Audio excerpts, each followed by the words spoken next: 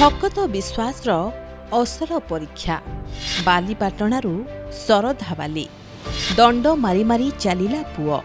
ମାନସିକ ପୂରଣ ହେବ, ମିଳିବ ଜଗା ଦର୍ଶନ। ଭକ୍ତିର ବଡ଼ଦାଣ୍ଡରେ ପହଞ୍ଚିବାକୁ ମା ପାଲଟିଛି ସାରଥୀ। ମା ଯାଚିଥିଲା, ପୁଅ କଲା ପୂରଣ। ବିଶ୍ୱାସମୂଳେ ଜଗନ୍ନାଥ। ଏଠି ସେହି ଭକ୍ତି ଦେଖିବାକୁ ମିଳିଛି ଜଣେ ଆଜ୍ଞାଧୀନ ପୁଅର। ବାଲିପାଟଣାରୁ ଶରଧା ବାଲି ଦଣ୍ଡ ମାରି ମାରି ଚାଲିଲା ପୁଅ। ସାଙ୍ଗରେ ଚାଲିଛନ୍ତି ଜନ୍ମଦାତ୍ରୀ। ଦିନେ ମା ଜଗାକୁ ଯାଚିଥିଲା ମାନସିକ, ଏବେ ପୂରଣ କରୁଛି ପୁଅ। ଖରାପ ଥିଲା ମେଡିକାଲ ଫେରେଇକି ଆଇଲା ପରେ ଯାଚି ଦେଇଥିଲି ଆଉ ଭଲ ହେଲା ପରେ ଜଗନ୍ନାଥଙ୍କ ପାଖକୁ ଦଣ୍ଡ ମାରି ମାରି ଭଲ ହେଇଗଲା। ତ 20 ବର୍ଷ 21 ବର୍ଷରେ ଆଣିକି ଆସିଛି ଦଣ୍ଡ ମାରି ମାରି।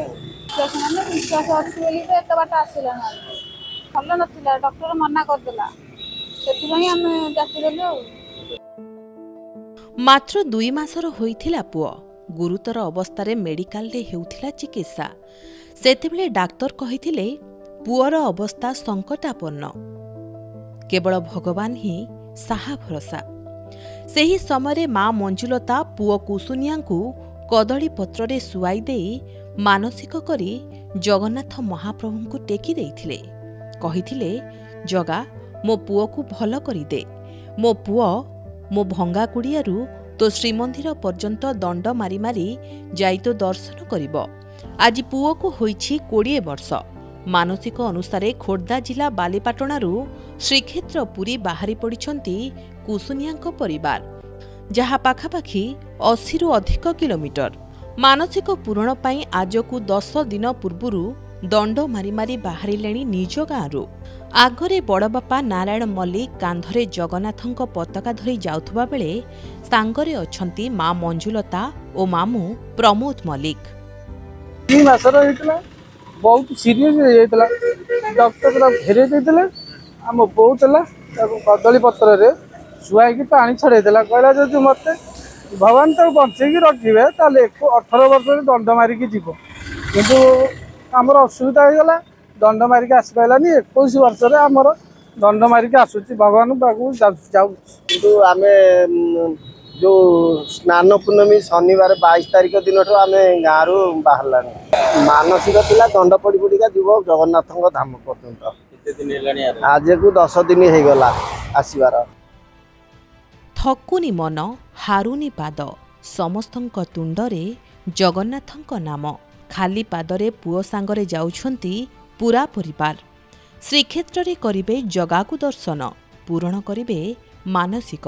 ଖରା ବର୍ଷା ଦିନ ରାତି କିଛି ବି ଖାତିର ନ କରି ପଛକୁ ନ ଚାହିଁ ଆଗେଇ ଚାଲିଛି କୁସୁନିଆ। ପାଦ ଫୋଟକା ହୋଇଗଲାଣି, ଆଣ୍ଠୁ ଫୁଲିଗଲାଣି। ଏପଟେ କିନ୍ତୁ ଅଟକୁ ନାହିଁ ଦଣ୍ଡ। ସ୍ନାନଯାତ୍ରାରୁ ଆରମ୍ଭ ହୋଇଛି ସୁକୁନିଆଙ୍କ ଦଣ୍ଡଯାତ୍ରା।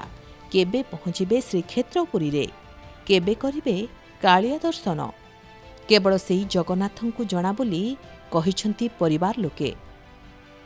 ତାର ଦେହ ଖରାପ ଥିଲା, 2 ମାସ ହେଇଥିଲା, ତାକୁ ପାଣି ଝାଡ଼ି ଆଣିଥିଲେ।